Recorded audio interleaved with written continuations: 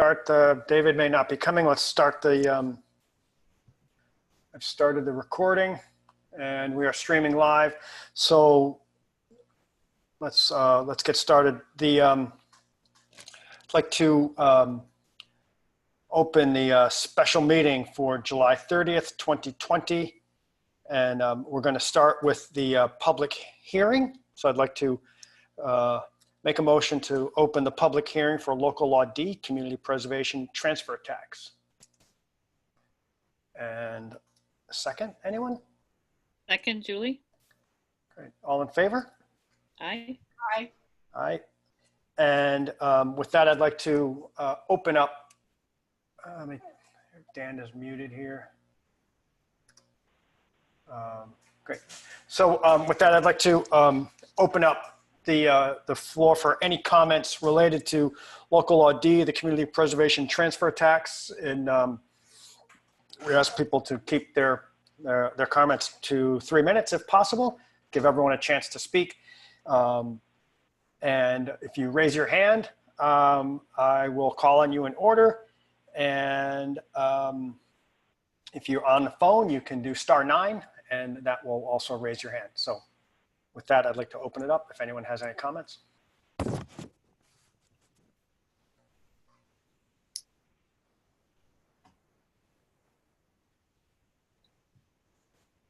If not, we'll just leave the meeting open for a little while, and we'll get started with the town business. And in case someone joins us in a little bit and has something to say, we want to make sure everyone is heard on this. So with that, I would like to make a motion to open the town board meeting. Second, Alex. All in favor? Aye. Aye. And please stand for the Pledge of Allegiance. Pledge allegiance to the flag Allegiance to the flag of the United States of America, and to the republic For which it and to the stands, republic, nation, for which it stands, one nation, under God, indivisible, indivisible, liberty and with justice for all.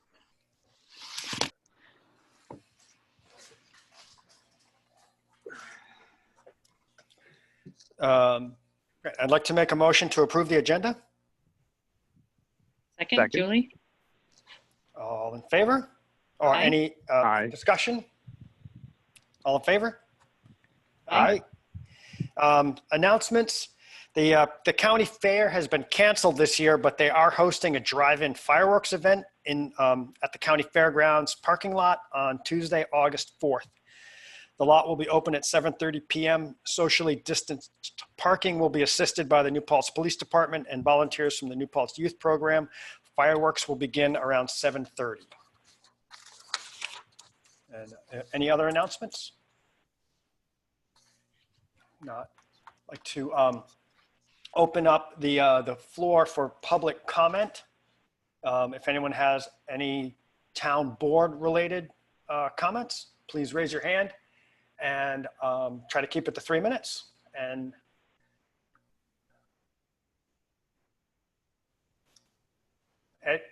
Edgar? Trying to unmute you here. Okay. Can I be heard? Yes. Thank you. This is a short note that I sent to the town board just at the last minute.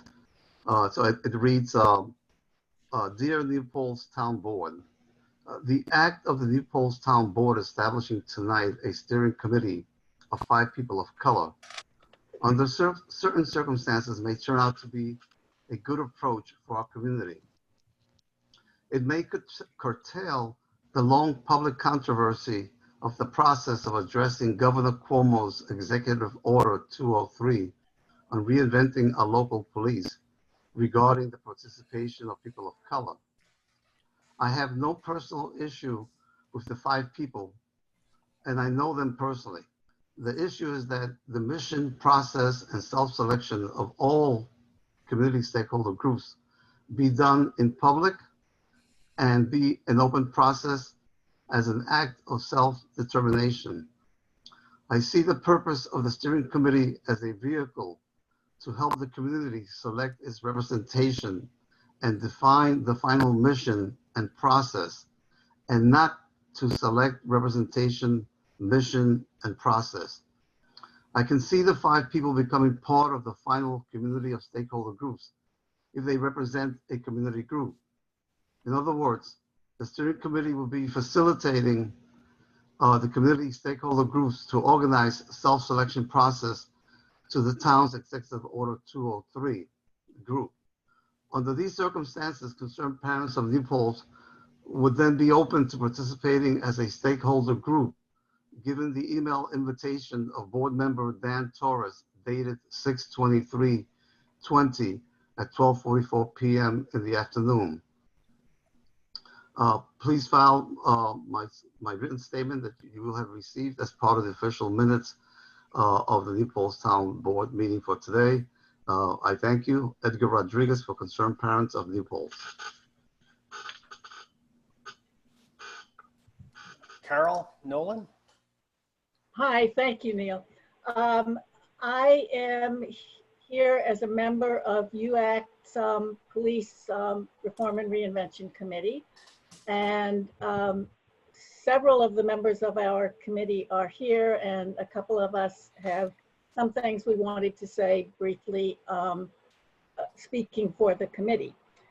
So the first one that I would like to say is, as I'm sure you know, you received a letter from us that we sent by, I think by email and by regular post.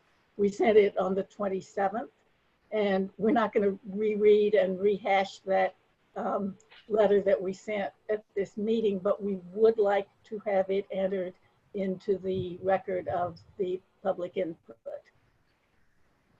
And the other thing that I wanted to say, and this is addressed in more detail in the letter, but our committee has concerns about the mission for the town board's Police Reform and Reinvention Committee. And we were pleased to hear at the last public input that the mission that was listed in your initial proposal for how you're going to set this collaborative up is not in fact going to be what your mission statement is going to be. We would like to suggest that, first of all, we're real pleased that's not going to be, because it didn't even mention the core issue of racism, which is, as I'm sure you know, central to what the Executive Order 203 addresses. And we trust that a new mission statement will be reworded to do that, and to give guidance for what the outcome for the collaborative being able to work to a successful outcome. We didn't really see that in the initial mission statement. We surely hope you will adopt some of the language that is in Executive Order 203. There is certainly much there that talks about what the purpose of these undertakings is intended to be, and we think that a really effective mission statement could be crafted from those. I hope I stayed under 3 minutes. You did. It was excellent. Thank you very much. I really appreciate it. Thank you. Tanya Marquette. Yes, thank you. I did contact the town board with a short letter and did request that that be read into the public record, and I'm not going to repeat that, but I assume it'll show up on the website at some point for others to read. What I do want to address now is I would like to say I'm very glad to see some signs that the board actually listened to the numerous criticisms of the community on this process, or, you know, that the board was following in terms of choosing a number of people of color to create a steering committee. And I think that bodes well. However, I'm still very, very concerned that of what the charges for the steering committee will be. And what I would say is that the board really needs to sever itself from the steering committee completely. It needs to charge the committee to function independently, and that the function of the steering committee should be to create a process for selecting community members to be part of this committee dealing with racism in policing and community safety. Whether these members become part of the committee or not is open. However, the process must be an open process. It must be transparent, and it needs to be a process that encourages the self-selection of people for this committee.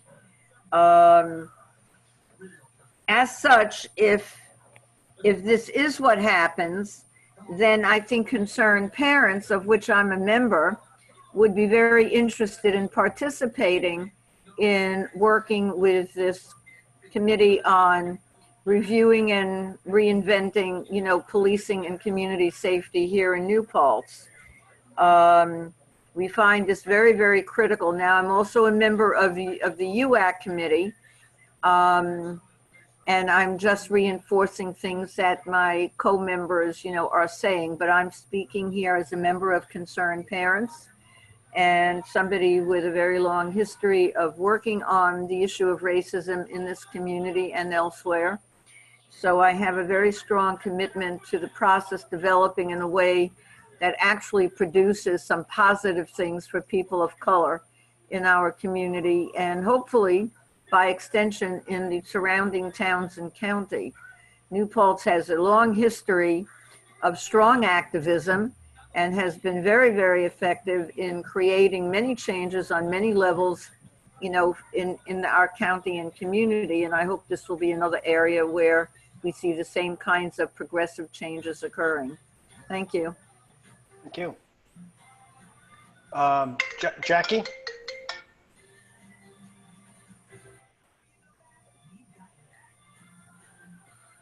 All right.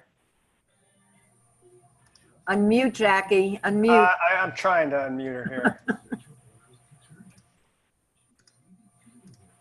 here. There we go. There we go. Thank you. Sorry. Thank you. I don't know if you heard my good evening, but good evening, everybody. Tonight, I'm speaking as a member of the UACT Police Reform Committee. And as you'll hear, there are a few of us on tonight, not all of us, but a few of us that would like to address some of the issues that were in the letter we submitted to you. I would like to reiterate what some others have said. We're very pleased and thank you for the selection of your committee.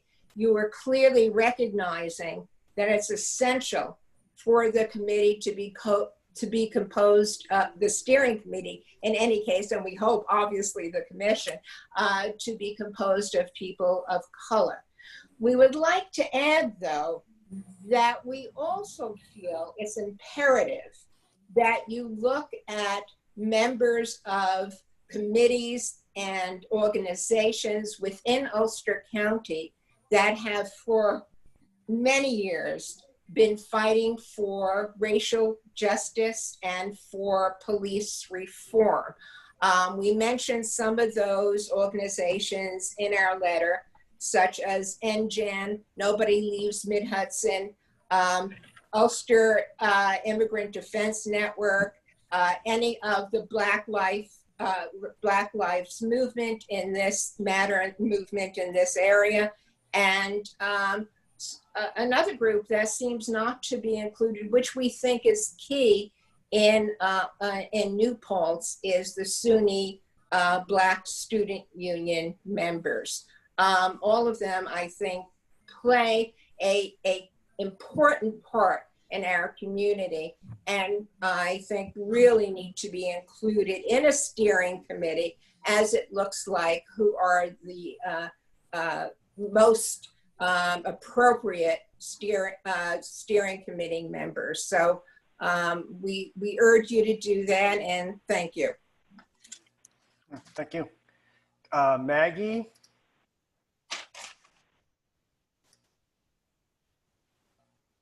Hi, thank you. Thank you. I'm also a member of Ulster Activists and here as a member to support what my fellow members have talked about, but I have a little different slant on it, I have to say, but that slant relates to what we discussed as a group that we wanted to talk about.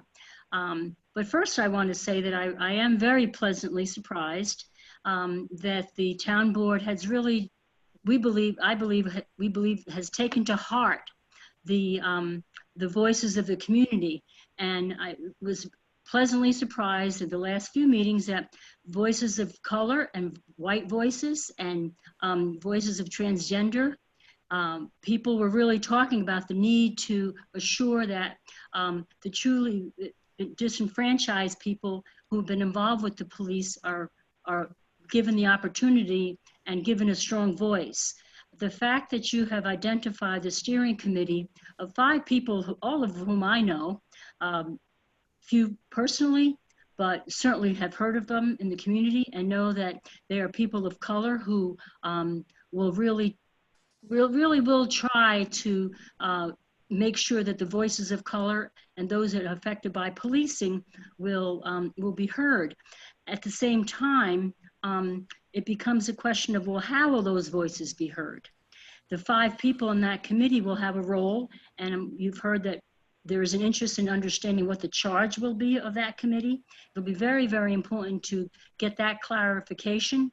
That charge obviously will emanate from the mission. So of course, I'm concerned about that mission, so I just want to reiterate that from that my fellow members from UAC have said. But the biggest thing is, how do you create a voice? Is a process of making sure that voice is heard, which brings to mind the voting process. How will decisions be made? How will we ensure that the voices of people who have been traditionally unheard, or if not heard, but not felt that they were heard? How do you empower those voices in a voting process, in a decision-making process, once they've joined the committee? And so that the question becomes, will the scope of the steering committee be given the opportunity to develop that process and decision-making for voting purposes? Or will that become part of the community effort as the groups are formed, as part of the stakeholder groups? So I'm wondering if you have a plan to include that, and certainly if you do, then how will that be revealed to us? And so will it be a majority vote? Will it be consensus vote? Will it be supermajority? So that presumably it'll follow parliamentary procedure, but how open and how flexible will that voting process be, and how specific might it need to be? So the big problem we would have— Wrap it up, please. We would have, of course, is if the scope of the steering committee's position would be that they decide how the voting is to occur. I think that it would be important that whatever processes are in place is clear, they become clear and transparent for voting purposes, so that the voices of people who have traditionally been underserved and unempowered feel empowered. That's how you're going to develop trust with the community. Okay, great, thank you. Okay, thank you. Jackie?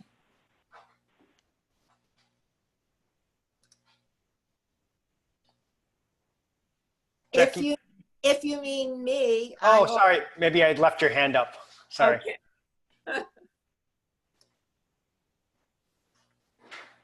Okay, so we have Tom, and then we're going to kind of wrap it up. Okay. Okay, thank you, Neil. I'm also a member of UACT, but in this particular point, I want to talk about something that maybe we haven't even dealt with as a committee.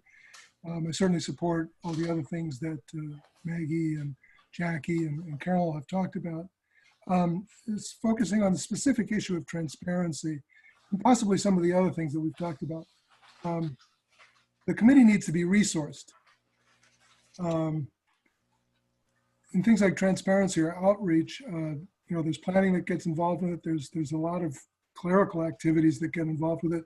There's note taking, and it needs to be independent or loyal.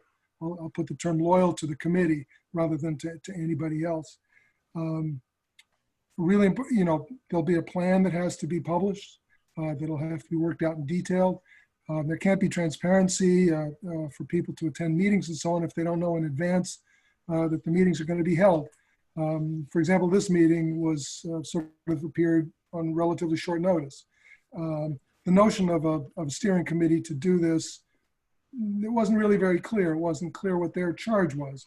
And I'm a recipient of the town emails. How do you do outreach for this kind of a process? Is the town email enough? Is the town website enough? Can the newspaper help? Who can help? Who can make that work?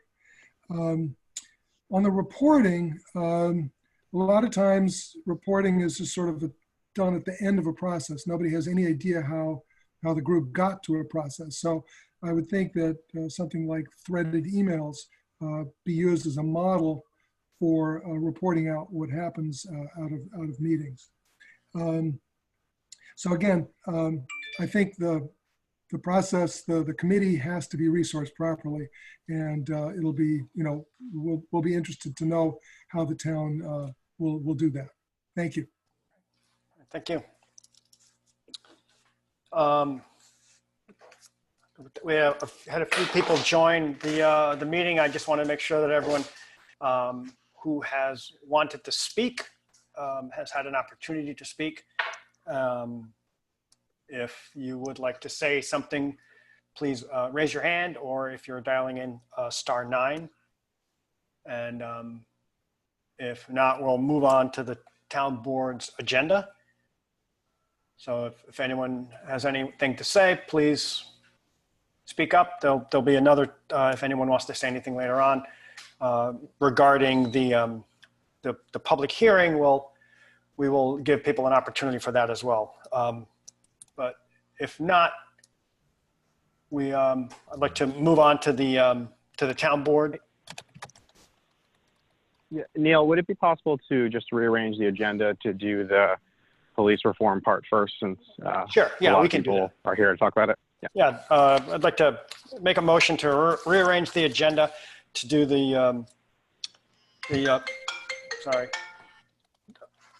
second. Anyone? Okay. I'll second. All in favor? Aye. All right.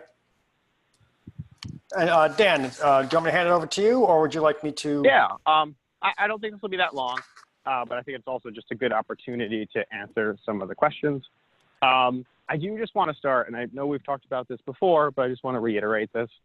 The document that's circulated with groups that are outlined is largely, or was largely, a working document. And we've talked about this, one, because there is no other model to do this, as still most municipalities have not done it. And the governor's executive order isn't entirely clear. There is some hope that there'll be additional guidelines from the state, but at least speaking with a number of my municipal colleagues around the area and also the governor's office, I don't think that there will likely be additional information than what is already presented. I mentioned that specifically just because I want to address mission statement again. That again is a working document, and when you work and operate in a transparent fashion, we're going to make changes and adjustments. The mission statement for this group is solely outlined by the executive order because that's the charge that created it. Obviously, that group can further define that and work within that framework, but I just want to be abundantly clear that that is the reason why we are here, is because of this executive order, and therefore that is the large framework of which we must operate under. So agreed that the working document version the town used is not as adequate as what the governor has, but ultimately that's where we are and that's what we're working with. The steering committee, those individuals who I'm happy to hear a lot of people are familiar with, those were people who came forward through the process we set up from establishing those groups and also people who expressed interest for being someone as an at-large position. So that's where it comes from, and that's the framework we're starting with. What we're doing differently as an adjustment is I definitely hear both the community's concerns about some of the groups that were originally outlined, and also the importance of centering the voices of people of color in our community.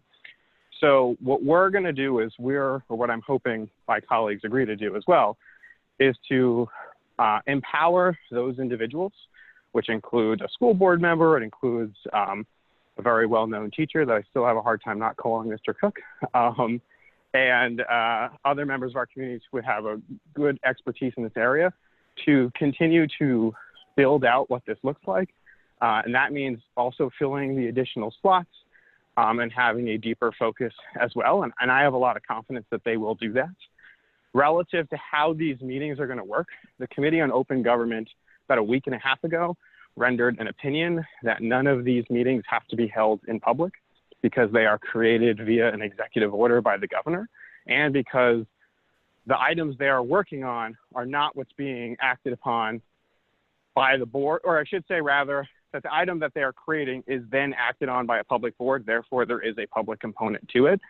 Just to be crystal clear, while that is probably officially correct, I don't think that's the way in which we should operate. So to answer that question as well, I do think that there should be a structure like we operate any of our municipal boards. And that's where we provide adequate notice. We reach out to people via the paper, via social media and other means, and make sure that people are aware of those conversations prior, that minutes are kept, that minutes are posted, and that there is an element, of course, for public participation.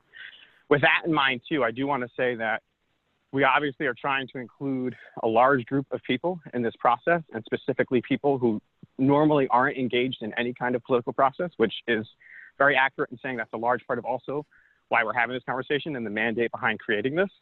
But I want to also just be very clear that that doesn't mean that someone who doesn't have a formal role on this commission cannot participate.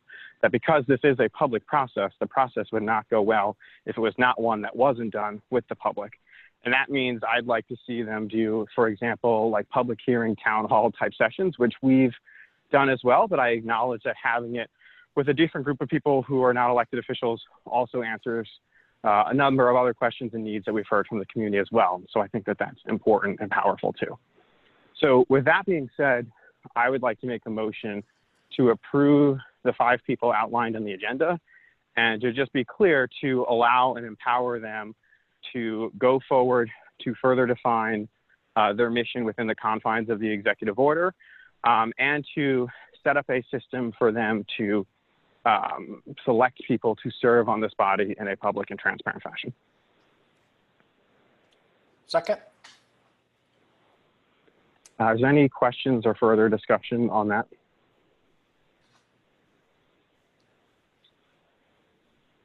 Okay, hearing none, all those in favor? Aye. Aye. All right, thank you guys. Yeah, thank you. All right, so we'll go back to, I'd like to make a motion to approve the consent agenda, items 1A through 1D. Second. All in favor? Aye. Aye. Oh. Neil, you were Oriole Faher. She was trying to raise attention. She's on mute. Could you take her off mute so she could speak? It says she's not up muted. Yes, I had off mute. I guess I'm concerned that there isn't some. My understanding is that the steering committee is going to make selections, or the steering committee is going to approach different groups and different people, and they're going to have a self-selection of the group and who will come forward. Is that clear? In other words, how I'm concerned that the steering committee is supposed to appoint members, as opposed to the community and the stakeholders selecting members and then presenting themselves to the steering committee? I can answer that just quickly. So also, because I think this is important context, the executive order says that the selection of the members are simply appointments by the supervisor. So what we've done thus far is actually have this be a town board decision. And what we are now also doing is the steering committee that we've created, we are allowing them to solicit membership and then to make the appointments thereafter. So that's the process for them to both seek membership, both publicly and reaching out to these community groups, and obviously a broader community call as well for anyone in the community. And then for this group of 5 people to then make the selections to fill the remainder of the commission. Okay. Now, the call to the broader community, I am concerned, as was brought up, that there isn't sufficient publicity and outreach in regards to informing the community at large that that this is happening. I hear that concern. I think we're going to do everything in our power to make sure that people are aware of it. These meetings also have had a pretty good amount of attendance, and I would also say specifically of community groups that you are concerned are not aware of this process and you think should participate, then I would very kindly ask you to also help us distribute that information when it comes out to make them aware too, as we also do the same thing. Okay. Let's move on to the to item 2. This is a seeker review, and I would like to invite Christy DeCoco to the meeting. For the town board members, Christy is an engineer with Alta Planning, the firm that we've selected to do the design for the bike path on Henry W. And so, Christy, welcome Thanks, to the meeting. Supervisor. Thank you. Good evening, everybody. What you have before you is a resolution to identify the town of New Paltz as the lead agent and in regards to the seeker process. So this is the first part of the environmental process that needs to occur for the project action to happen. We have documented that the project is an unlisted action requiring basically an environmental review and do a coordinated review with interested agencies. So some of those interested agencies will be New York State DEC, Department of Transportation, the Village of New Paltz, Army Corps of Engineers, just to name a few. So that's what we have before you this evening. Once the resolution becomes passed, the next thing that will happen is letters will go out to all of the interested agencies and asking them if they agree that the town of New Paltz can assume lead agency and basically be the responsible party for the environmental review process. And then we will continue with evaluating the environmental impacts as a result of the project. That would be the next phase. Does anybody have any questions that they'd like me to answer about this resolution or the process? Nope. Okay. So the resolution's been posted on the town website. I'd like to make a motion to approve the resolution. Second, Dan. Any discussion? All in favor? Aye. Aye. Great, thank you. So tomorrow, what will happen is a bunch of letters will go out to the interested agencies, notifying them that the town of New Paltz seeks to be lead agent. They have 30 days to respond. If they all respond within those 30 days, maybe we can move forward. If we do get non-responses, we have to wait for the 30 days until the review period has expired. And then we will not be moving on to the next process. Thank you, everyone. Christy, we also, on the consent agenda, we've approved you to be in charge of the green infrastructure part. as well. Wonderful. So we're good Thank to go you. forward with that. So they're going to be doing coordinating both of the grants, the Green Infrastructure Grant and the TAP grant. So thank you. Yes, thank you very much, everybody. Thank you for your time. And with that, I'd like to move on to item 4. This is the Highway Department is selling the old truck, the 2010 Dodge pickup, previously used by the highway superintendent. It's his vehicle. After the sale, they would like to you put this into the equipment reserve fund to help offset the cost of the Dodge pickup that they're currently used by the highway superintendent. And so any discussions on the board for that? I think they want to buy a trailer too. Neil, do they put that for sale publicly, or is that sold internally with other? It's a public auction. Public auction. Yeah, I forget which firm. I think they're out of Pleasant Valley. Absolute Auctions, maybe. We've used a couple different auction firms. I think Chris is happy with them, that group. And so if we had I thought we had just bought a trailer, but I'm not sure. I was going to ask Chris about it. I didn't have some time today, but I guess the motion would be to authorize the sale of the 2010 Dodge pickup truck and roller trailer, and to place the revenue in the Highway Equipment Reserve Fund. And this is a fund that we've set aside to put money into every year as part of the budget process. And eventually we've saved up enough money, and then we can purchase a truck instead of trying to buy it all at once. But it goes into a special reserve fund, so we don't, next year say, oh, well, we need the money. Let's take all the money out of the reserve fund and spend it on something else. The trucks are expensive, so it's like a savings account for the trucks. And it also makes the highway department believe us when we say we will actually spend the money on that. So do I have a second for that motion? I'll second. Second, Dan. Okay. Any discussion? All in favor? Aye. Aye. Okay, the next item is, we received some letters. This was a customer at the reuse center. I was going to try to show I'm not very good at sharing my screen.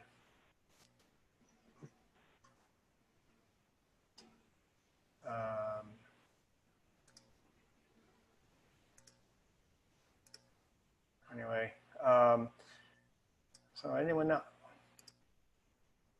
how I would show a video if I'm sharing the screen? John, you guys seem to have done it better in the past.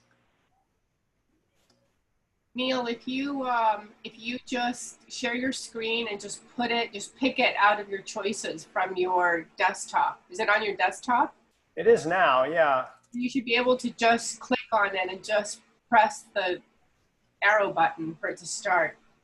But you have to share your desktop with us first and have everything show and then pick that out. Oh, okay. Well, maybe I'll try that.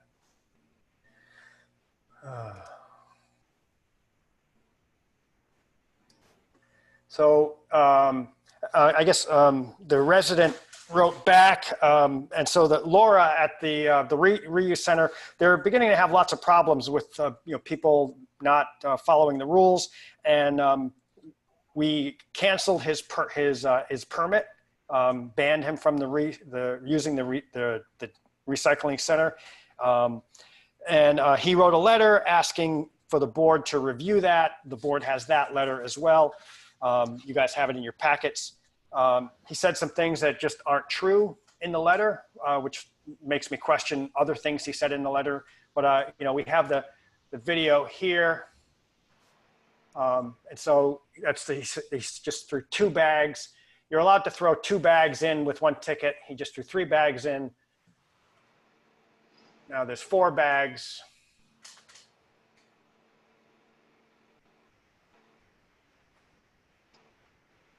A handful of stuff.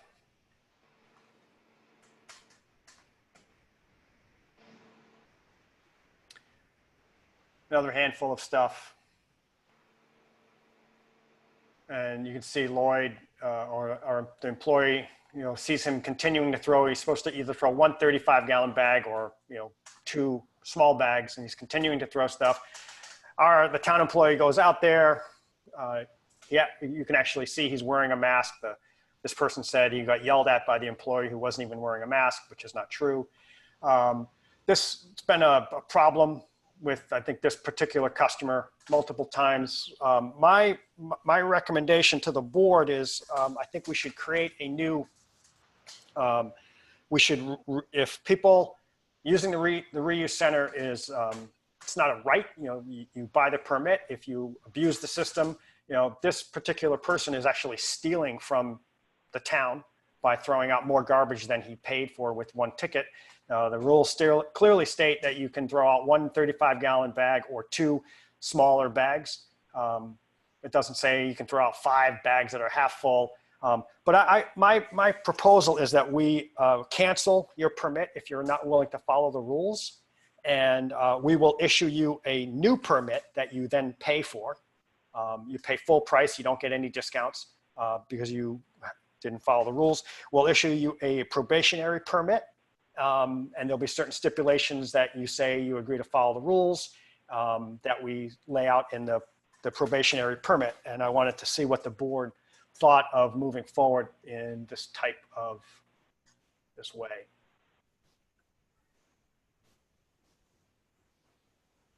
Neil, does he know that he was videoed? Yes. Well, he found out after he was videoed. He called and complained, and we said we would talk about it and we would show the video tonight. We have this video, and for this reason, people are often trying to, and I get it, maybe your bag is, really stuffed, but, we do it to protect everyone, right? So you're supposed to throw out, one coupon for a 35-gallon bag. People often are throwing many things away, and it's not fair to your neighbors if you're stealing from them, basically. So yeah, he knows he was videoed. Are people okay with creating a probationary permit system? I'm okay. That sounds fine. Yeah. Okay. And so great. So all in favor? Aye. All right. Thank you very much. Was that moved and seconded? Yeah. Oh, okay. So I'd like to make a motion to create a probationary permit system for the town, the recycling and reuse center, where once residents' permits are revoked, they have to buy a new permit for full price, no senior discounts, no veterans discounts, first responder discounts, et cetera. And they have to agree to the stipulations as part of the probationary permit. Second, Julie. Second. Discussion? All in favor? Sorry. Sorry, just one quick thing. Neil, can that be written in so that it's stated as people drive in, or can it be written when you're given your probationary ticket, just so that everybody knows that? Yeah, so, we have, my understanding is, when people get their initial permit, they're told what the rules are. And when they're given the probationary permit, there'll be a bunch of rules that they now have to follow. Like, one idea is that they have to put their garbage bags out on the side, and then the staff will put them in because they have troubles, with counting the number of bags or something like that. Laura has some ideas. I mean, the goal is to try to people are stressed. It's difficult times, but we're trying to, it's not fair for people to yell at the town workers either. They're just doing their job, just like, so we want to try to protect the workers from being verbally abused as well. So, all in favor? Aye. Aye. The next item is we had we're still in the process of replacing all of the water meters in the town districts. We had one resident that he is appealing his, he said that there's no way for us to know that the meter that was taken out of his house was actually his meter because there's a different number written on the records, but it's I talked to Chris Marks, the water superintendent, and he said it is the right number. There are photos. The person is saying that the meter, the number on the top of the water meter that you look at is different from the number that's written on the invoice, but that's because the number that's on the invoice is the actual number on the bottom side of the meters, not on the meter head.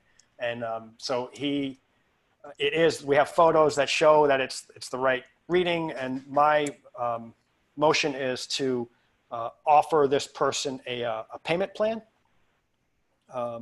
and ask him to pay the full balance of his bill. Second, Dan. Any discussion? All in favor? Aye. Aye.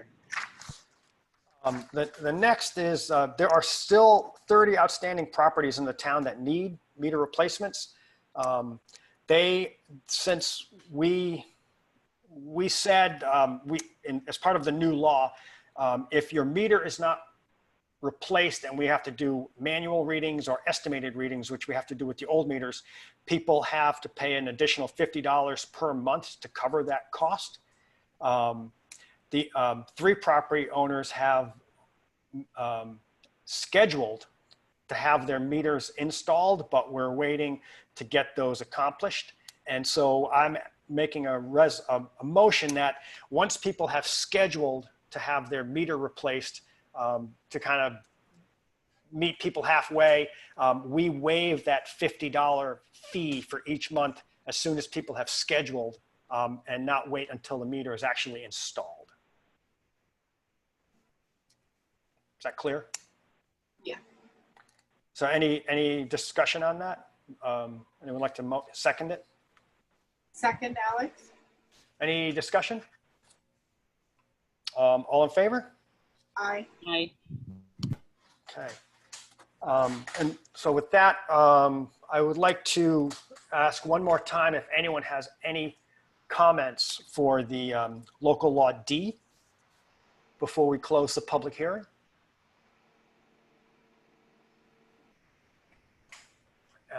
And seeing none, I would like to make a motion to close. Can you hear me? Yes. I would like to comment if I may. Can you hear me? Please, yeah, please go ahead. Okay, so if I may, I'd like to comment on D and B also. And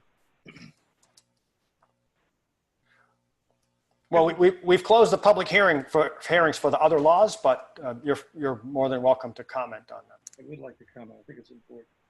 Here's what this law does. It takes our money through taxes. Then it buys properties or conservation easements. It takes more properties off the tax roll, which increase our taxes.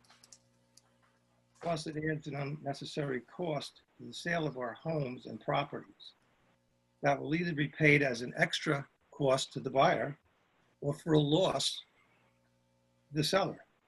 It will make our town's homes less competitive with surrounding towns and make our homes harder to sell.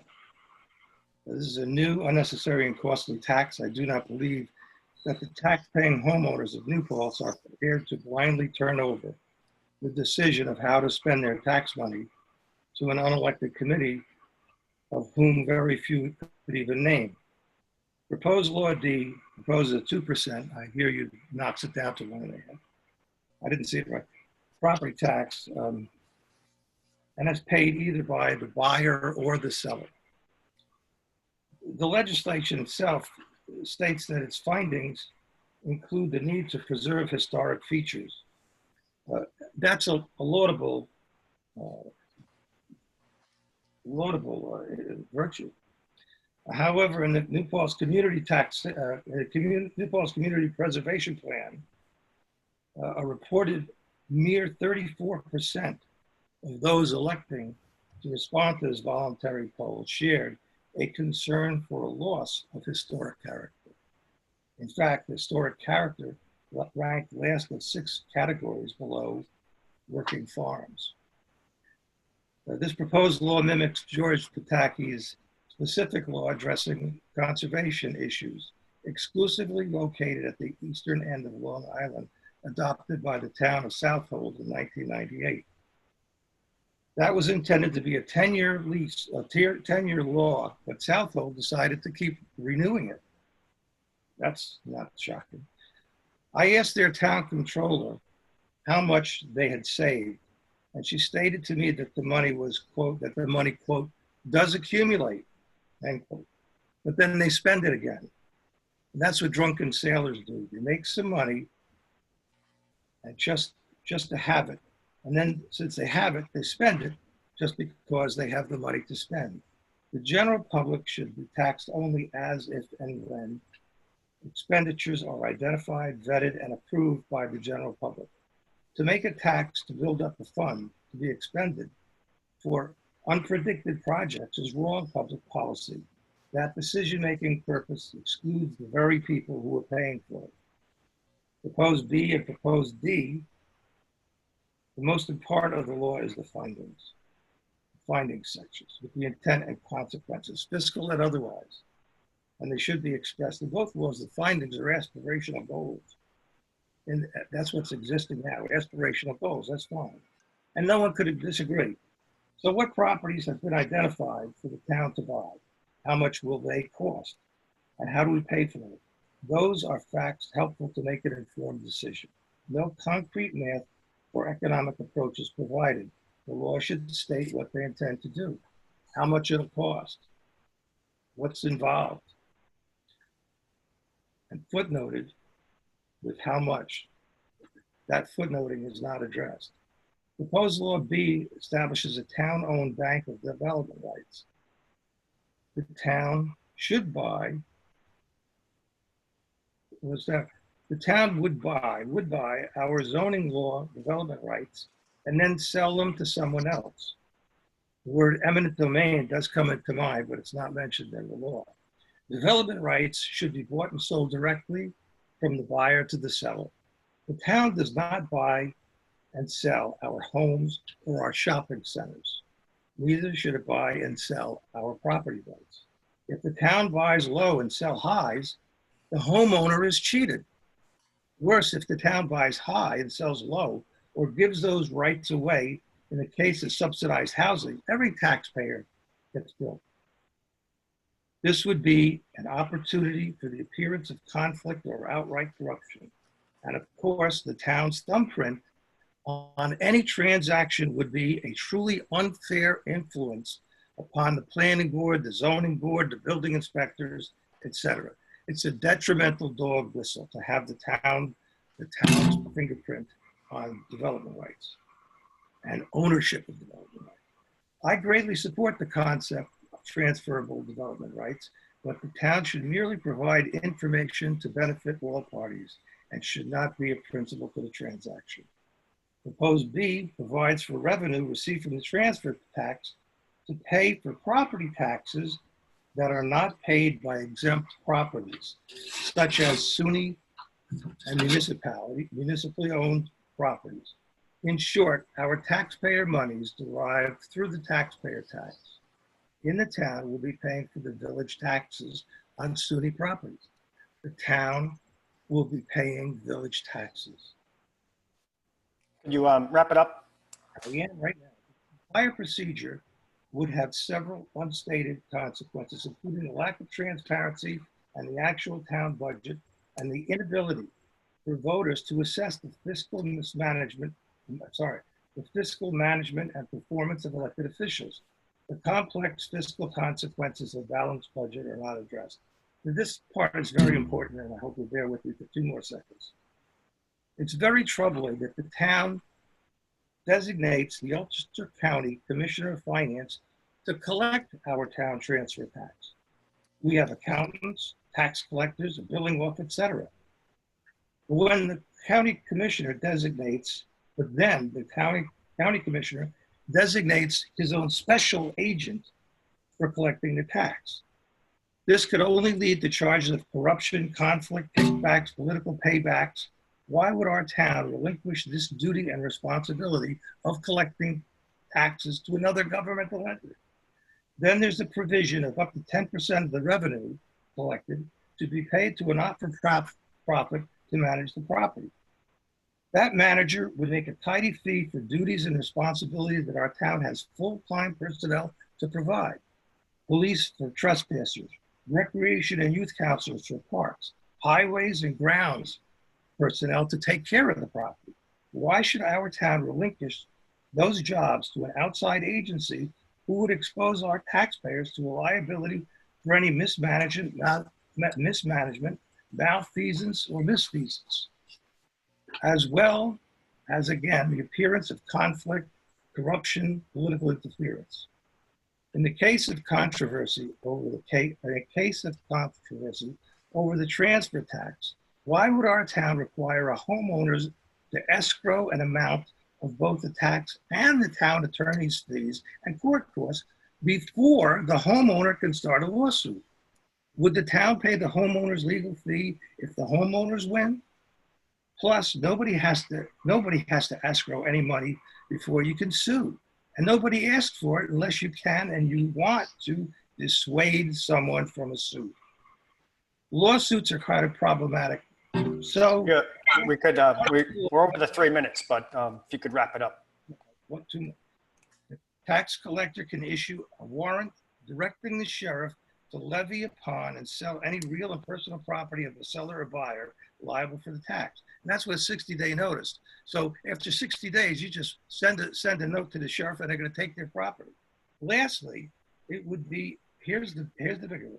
It's here, I'm reading, it's a quote from the law. It shall be unlawful for any officer or employee of the county or town or any person engaged or retained on an independent contractor basis to divulge or make known in any manner the particulars set forth or disclosed in any return required under this article. Really? Why would the town want to evade FOIL provisions and keep secret the taxes we pay? This is not an opportunity for corruption. It's a recipe. All right. Thank you very much.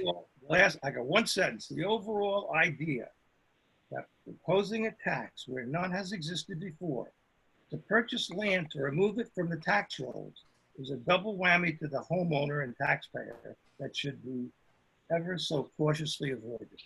Thank you for hearing me out. Thank you.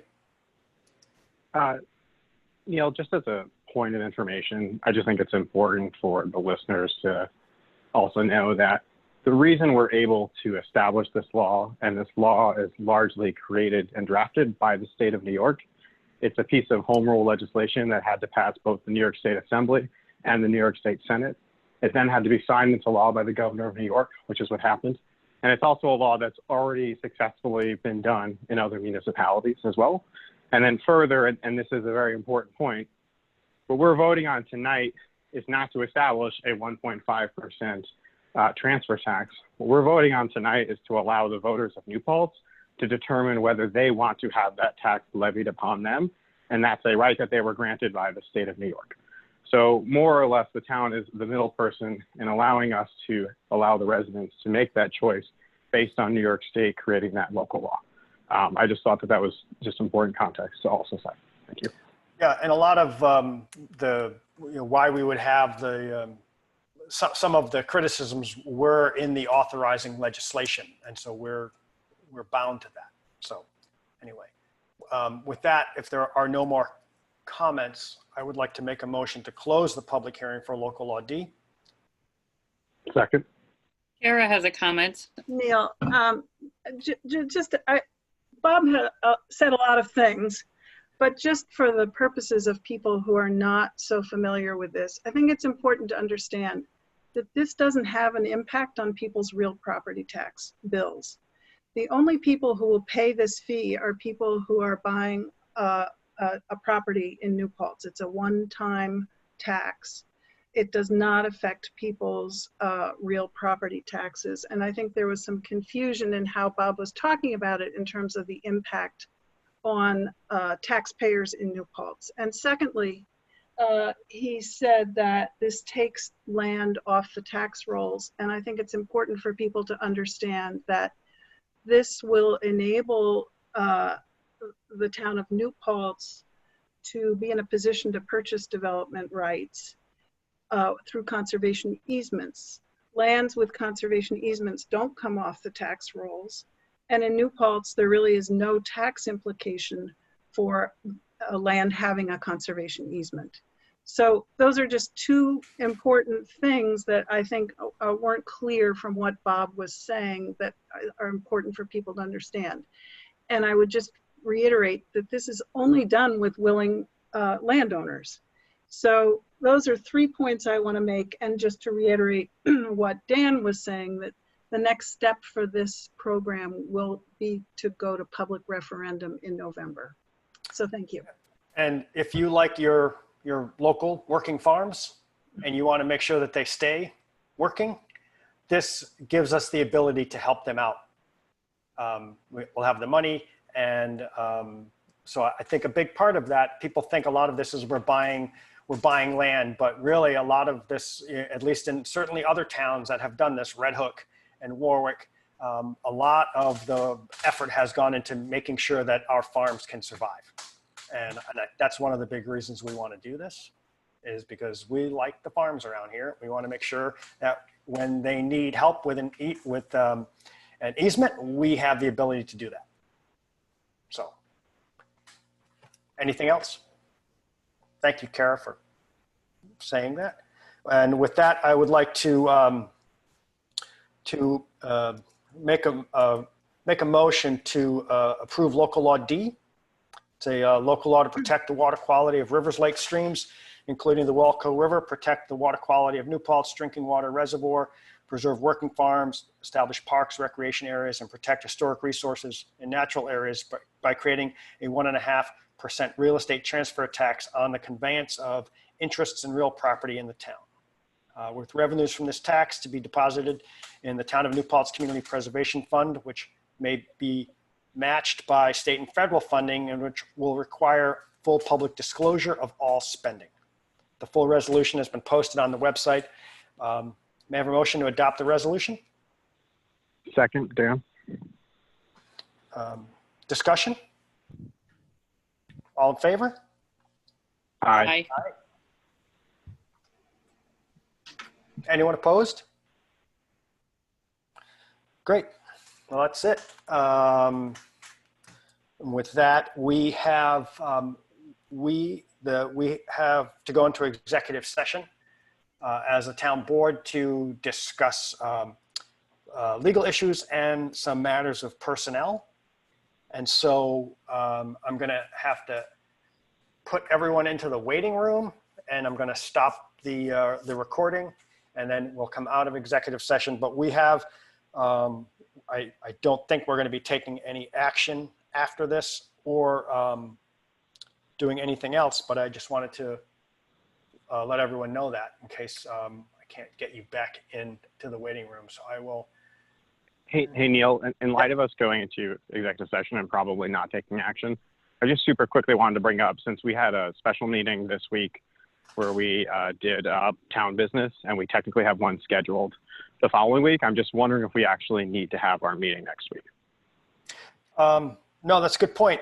I think we could, we've had, there's an extra meeting, and it was, I think that's a good point. We did a lot of stuff that we would have been doing next week, this week. And so I'm not opposed to having a meeting, but I think as far as I understand, I think we accomplished what we needed to do a week earlier. Yeah. Oh, we've been having lots of extra special meetings for this and the police, and I think we probably deserve a week off. We don't have anything to do. So I am more than happy with canceling next week's meeting. So any town board members opposed to that? No. Make a motion to cancel next week's meeting, and we'll see everyone August, third Thursday in August. So great. And so second. All in favor? Aye. Aye. Okay, I'm gonna put some people into the waiting room. And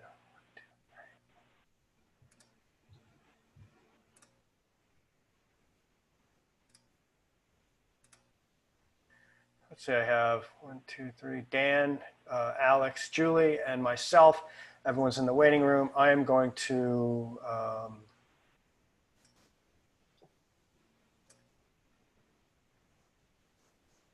pause the recording. I have restarted the recording. It is 8:34. I'm admitting people back into the meeting. So I've restarted the recording and I've admitted people back into the meeting. I'd like to make a motion to come out of executive session. Second. We're not taking any action. And with that, I would like to make a motion to adjourn the meeting. Second. All in favor? Aye. Aye. Aye. All right. Good night, everyone. Night, everybody. Bye. Tomorrow, Julie. Okay.